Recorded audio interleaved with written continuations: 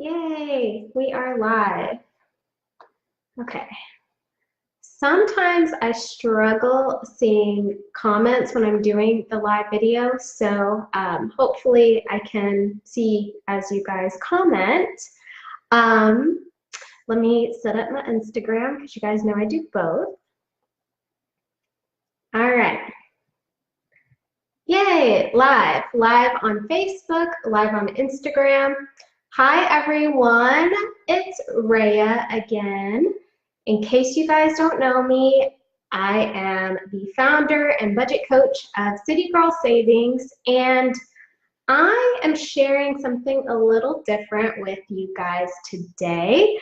I am sharing my money story and how that ultimately led me to becoming the budget coach I am today.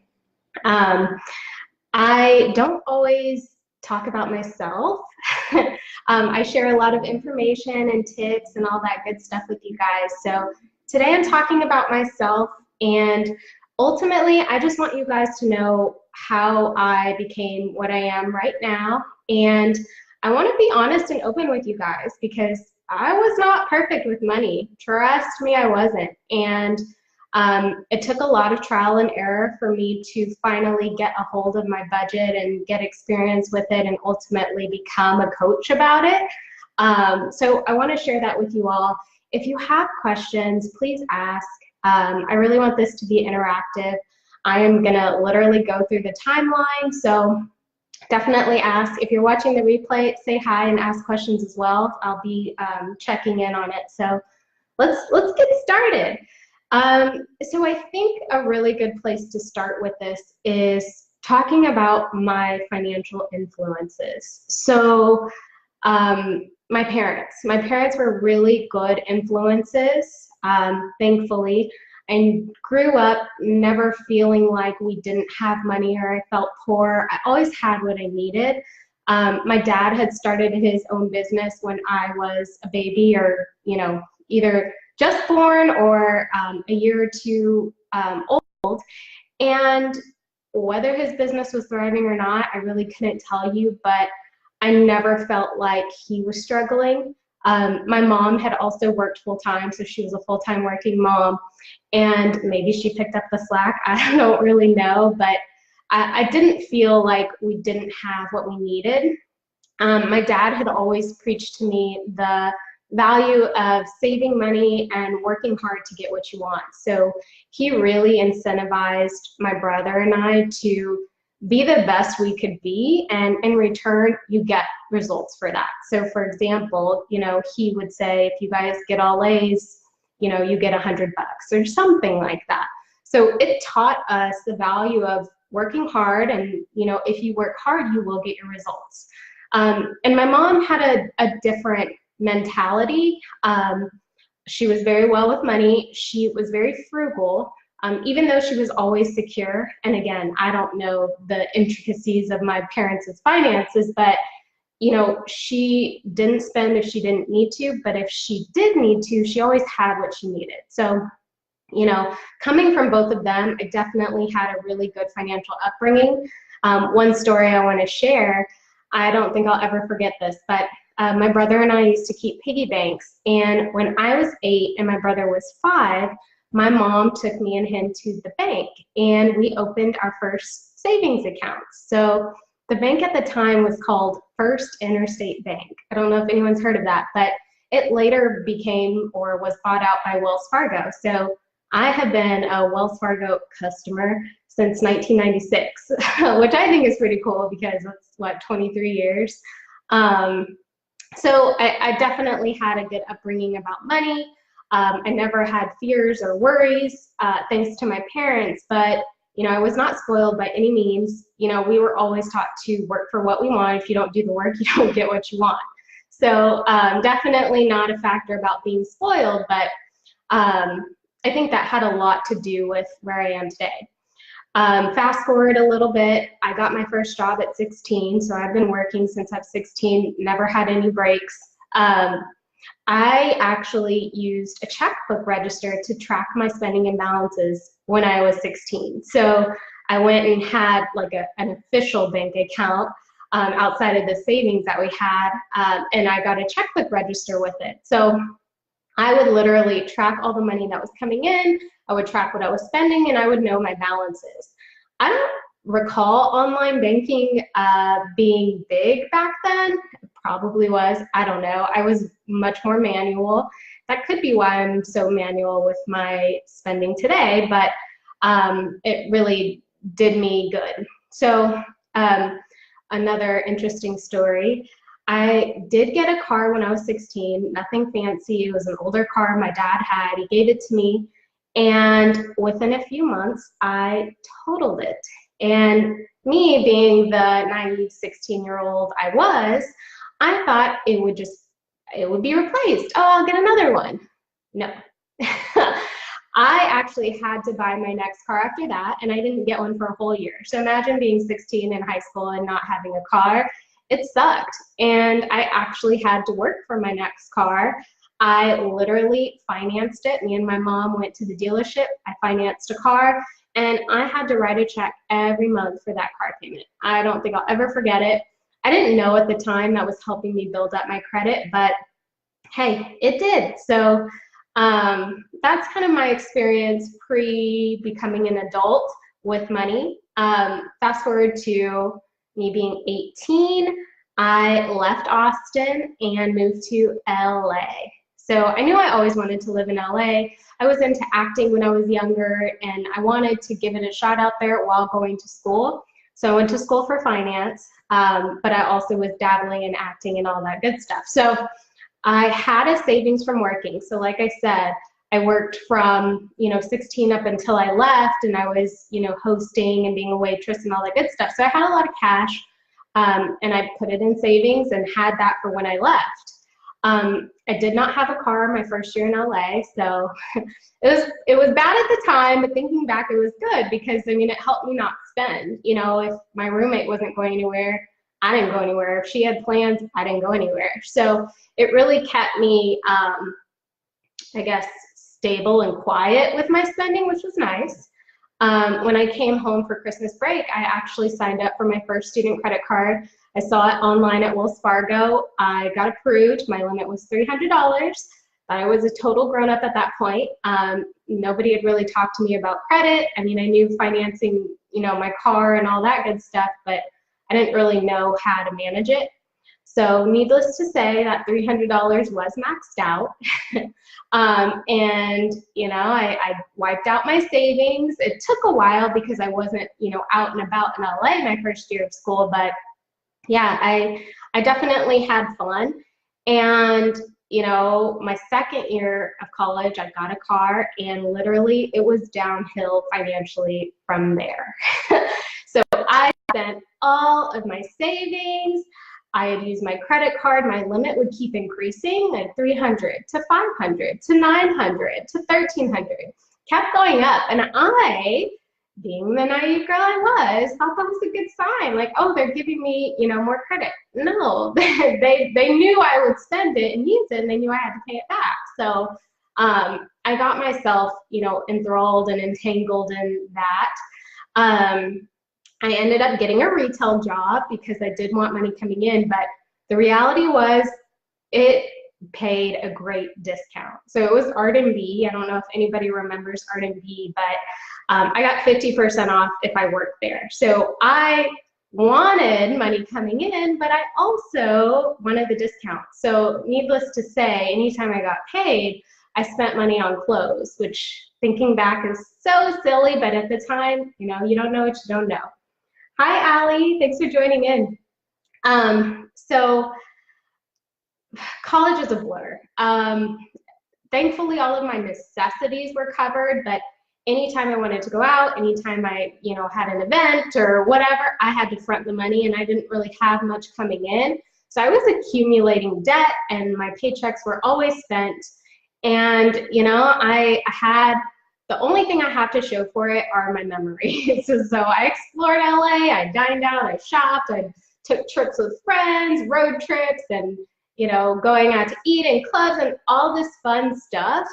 But my financial habits were horrible. And the sad thing is, I was majoring in finance while doing all of this stuff. So I subconsciously knew it wasn't right, but I didn't care. And I think that's where a lot of people, especially women, can get caught up, right? We can think like, I'll figure it out later or whatever, life is too short. And while that's true, it really doesn't do you any good. So take it from me, don't have that mindset, but hey, sometimes we have to learn the hard way. I know I did. So now, you know, I've graduated college and literally everything stopped. So my necessities were covered through college and I was good to go there. But once I graduated, like done. So I had to get a job and I got a part-time job for a major bank. And the sad thing was it took 1.5 paychecks to cover my rent. So if I got 2 paychecks a month, 1.5 of them covered rent. That means the rest of the money had to go to everything else. So, I mean, it's pretty clear that, you know, I was going to run out of money. I was in the negative every month. And, you know, the habit I had of like manually writing in my check register and tracking my balances, like that was out the window at this point. Like it was too much spending to keep up with, unfortunately. And, you know, it really led me to my first wake-up call. And I don't know if any of you guys have heard this story. I know I've shared it on my website, but I came home one night after my shift at work, and there was a notice on my apartment door that said, pay your rent in 3 days or get out. I think this was like the 7th of the month, and I got paid, you know, 4 or 5 days later. So I didn't have enough to pay in 3 days. And honestly, like, thank God my parents bailed me out, but not without consequence, right? Like I was pretty much threatened that if I didn't get it together, I had to leave LA and come to Austin. And I definitely didn't want that to happen. So that was like my real wake-up call. Like, this is not working. You have to get it together. So I got it together. At my job, like I would pick up more hours. I started budgeting, so I started creating weekly plans for myself so I can see like future weeks out where my money was going, how much I had coming in, what I really had to spend on, you know, anything like food or groceries or any of that good stuff. Could I afford to maybe buy something? I mean, trust me, I stopped buying a lot at this point, but you know, it helps so much. Like, one, you know, working more hours, so having more money coming in changed the game for me. And then 2, actually budgeting and managing where that money that was coming in was actually going. So, you know, going through this about 1.5 years, you know, I was able to get my debt to a manageable place, still had debt. I was able to start saving a little. I was definitely in a much better position than, you know, where I was when I had my eviction notice, thank God. But, you know, now, like, we're 1.5 years later, basically, and things are still a little tight because my housing expenses surprisingly went up, as we've all probably experienced. So things got a little tighter, but thankfully my positive habits, you know, helped me move through.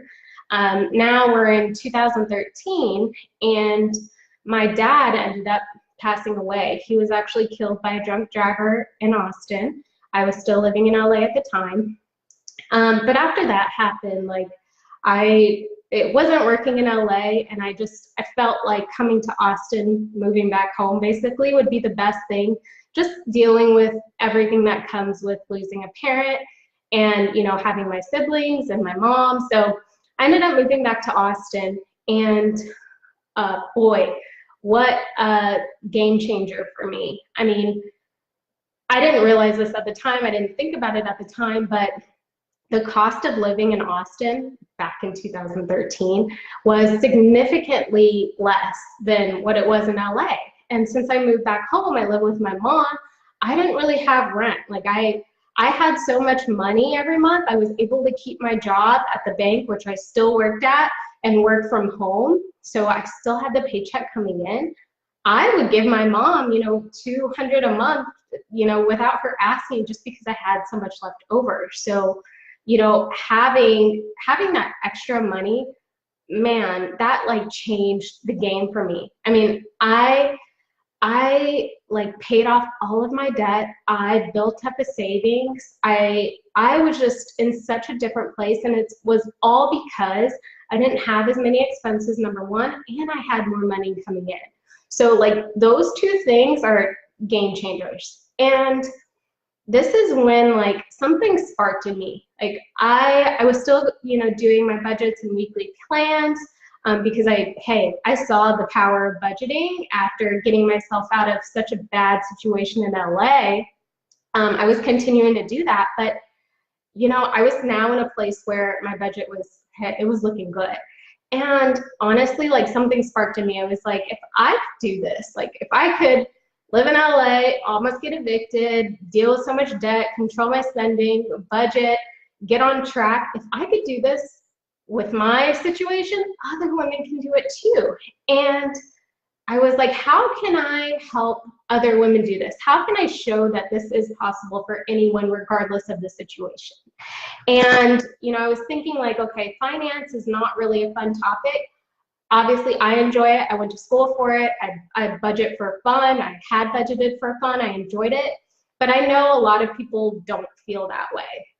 So I was thinking, how can I make finance fun? How can I make it so a woman would be interested in learning about it and, want to get ahead financially? So I thought, okay, well, what if I can show that you can still enjoy life on a budget, and still put yourself in the best position to succeed financially? And that's where City Girl Savings came.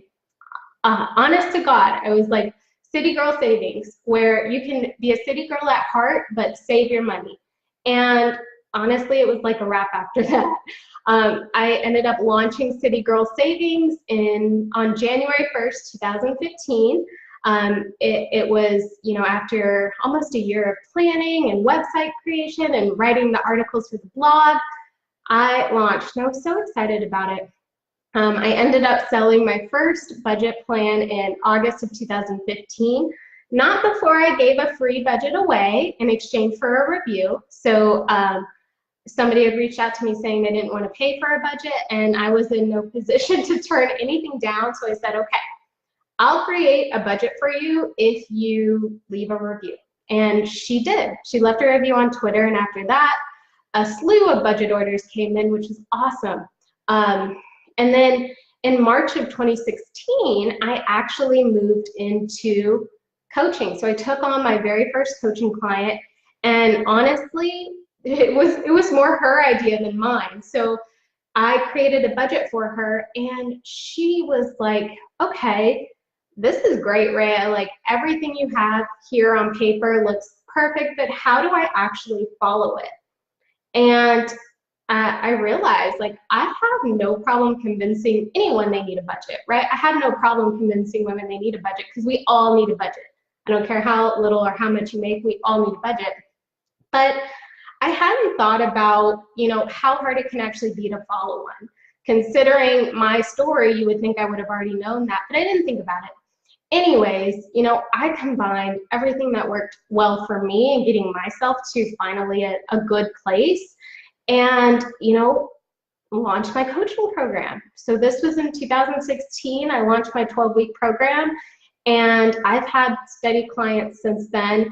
And I honestly believe that since I've been in the trenches, since I know what it's like to have debt, to want to buy things when you really can't afford them or you shouldn't, since I know all of that, I understand my clients, I relate to them, and I can remind them like, hey, trust me, it's not worth it. I've been able to understand what most women struggle with when it comes to money, because I've been there myself.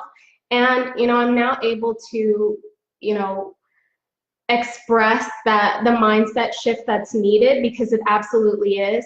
And, show people, women, not just women, I have a few male clients in there too, but to show, what a person is capable of when they actually budget, when they have a budget, when they follow a budget, when they stick to the budget, and when they start reaching their goals. So that was my long-winded story about, how I came to be the budgeting coach I am today.